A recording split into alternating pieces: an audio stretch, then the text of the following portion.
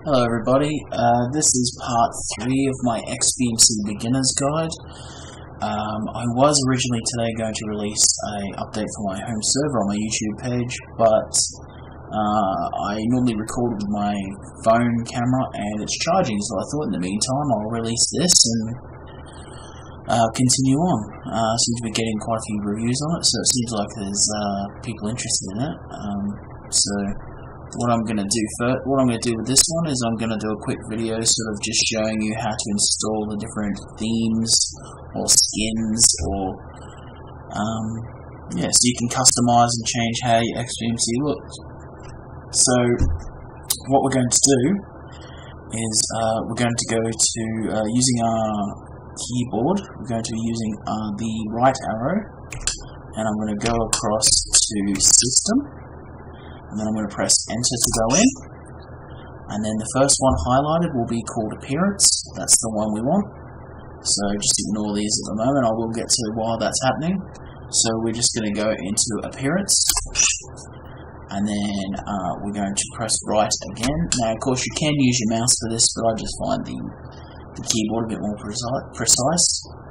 So normally if you already have installed the skins, you will actually get a choice when you press enter on this one.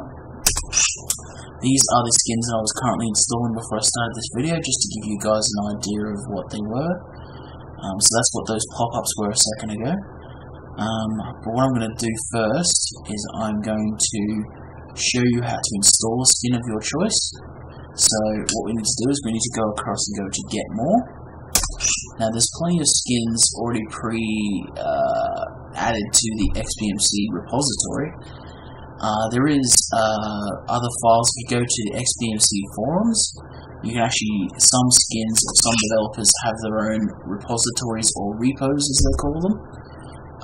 This will allow you access to skins that they've created when they have reached a certain amount of usability and bug freeness.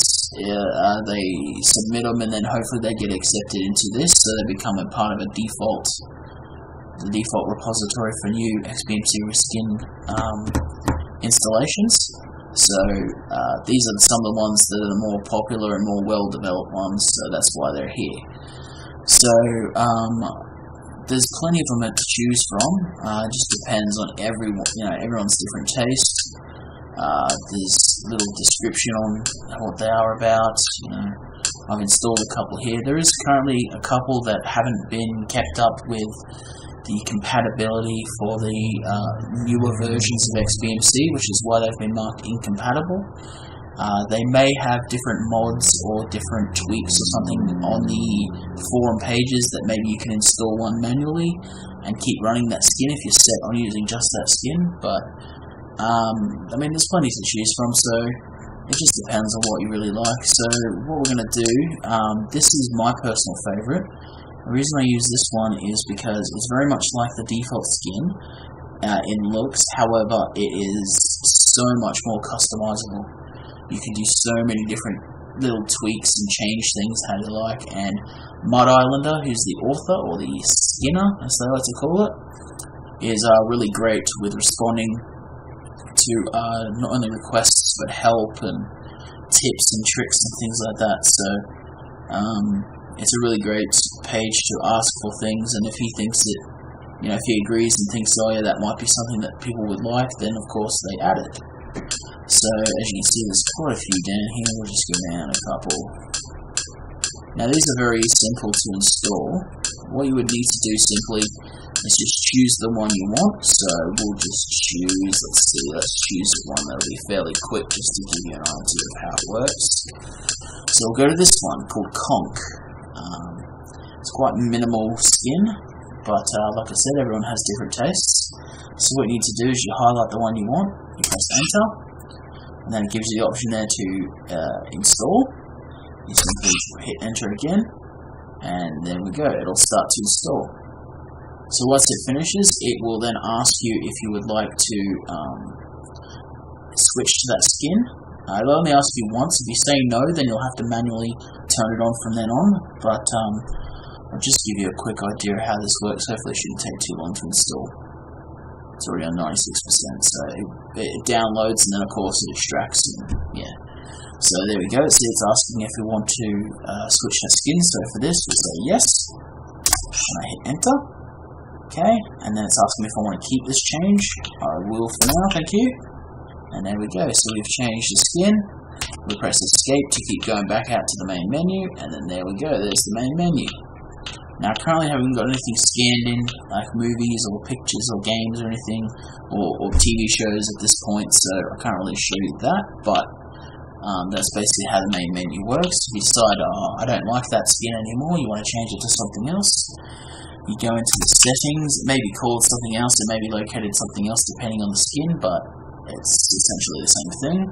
We'll go to appearance, we'll go to skin, and then we'll go to the one that says comp, and then we'll change it. So we will go back to the confluence, which is the default one. We say yes, we want to keep this one, so we escape and we go back out, and there we go.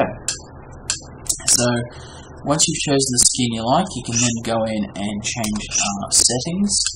So for example, if you go down and go to here, and this is how you customize the skin, you choose what you want it to be shown, whatever it may be. But yeah, so there's all sorts of different things. I'll show you the one that I like. If you want to, if you've already got a skin installed, you simply go to where it says there, and then you select down to which one you want. So this is the one I called hybrid. Like I said, it's very much like the original skin in looks.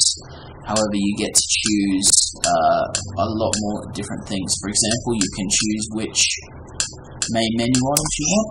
So you can go to appearance, and we go across to settings, and then there's all these different options.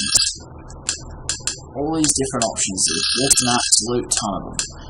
It might take you a little while, you might be overwhelmed if it's the first time you're using it, but there's just so much. So, for example, we can come here and say I don't want pictures anymore. Press that, I can go clear, and it's gone.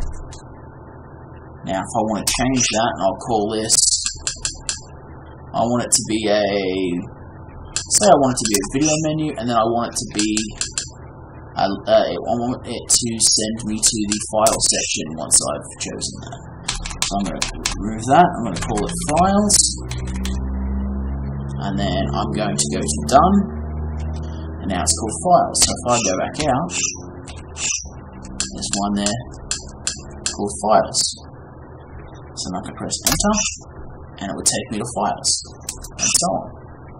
So that's just one of the features of this skin. Some skins have something very similar, some are different. Like I said, it depends, they're all different. So there's one really cool one here that's based off Apple TVs, for those who like that Apple TV look. So this is pretty cool if you're into it. And normally if you have stuff scanned in, the latest stuff will be coming up on that grey section on top of the screen there. But yeah, so like I said, it's all different, yet all the same at the same time. So I hope this is helpful. This is just a quick little one. I will be doing more. This is just basically on how to switch between skins. So if there's anything in particular you want to learn how to do, just send me a message or put a comment, and I'll try and tackle that in the next video. Okay? Alright, have fun guys.